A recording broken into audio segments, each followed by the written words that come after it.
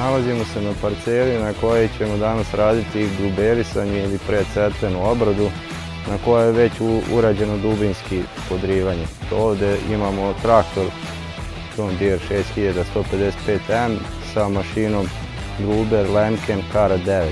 3 metra je širina zahvata mašine.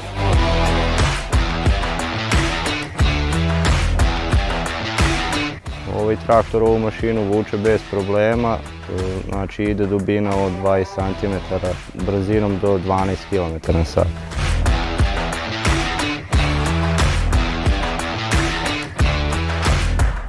Traktor svojom masom ne iziskuje posebno da mora tek da se zakači na prednjoj strani zato što je stabilan.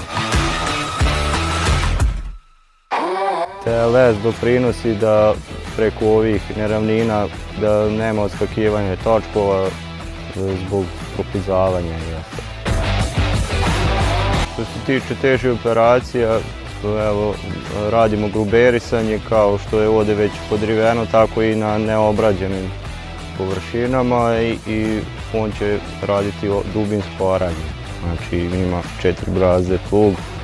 U neobrađenom sam radio i ide 13-14 km/h na dubini negde od 15 do 20 cm.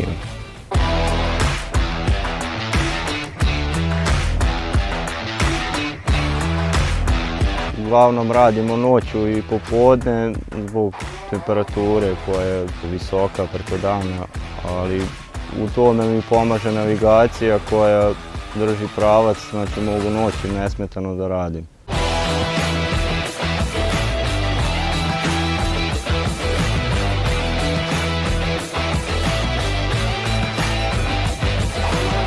Također na ovom traktoru ima premium LED osvetljenje koje omogućava da noću radim bukvalno kao i kad je dan.